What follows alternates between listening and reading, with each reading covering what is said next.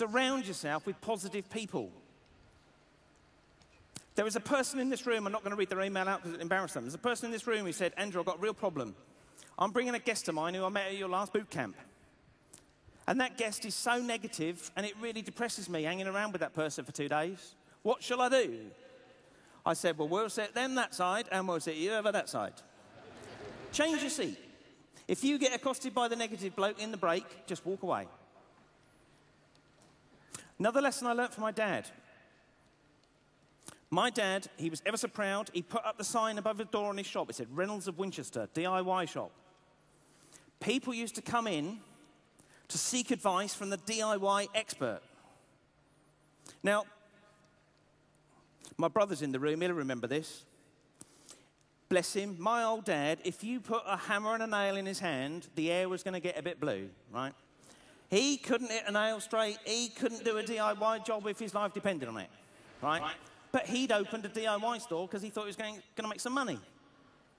So people would come in asking advice, and I'd be in the background thinking, that ain't going to work.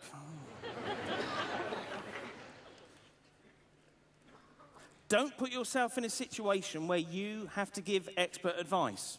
The beauty of the business model we're teaching you this weekend is that you are going to be, write down publisher. You are going to be the publisher of information. You are not going to be the expert.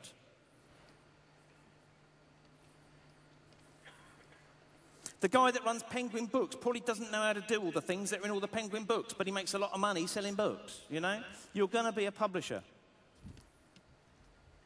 I learned from my dad about profit margins.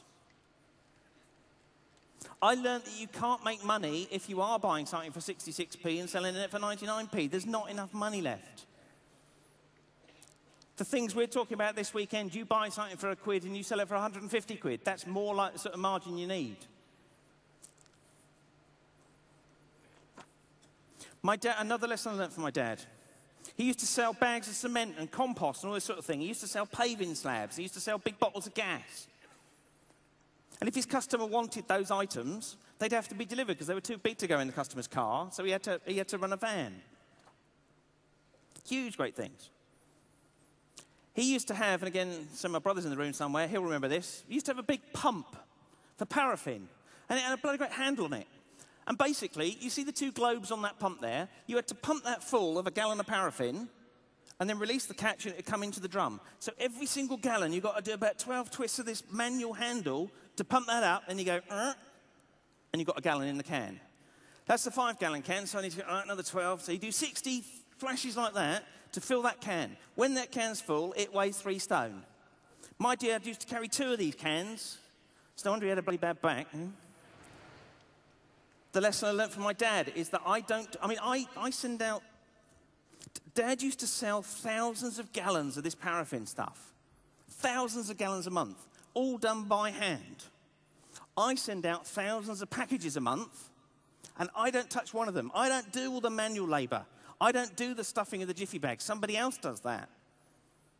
The lesson that I learned was not to run the van yourself, not to do the fulfillment yourself. We use fulfillment houses to do that stuff.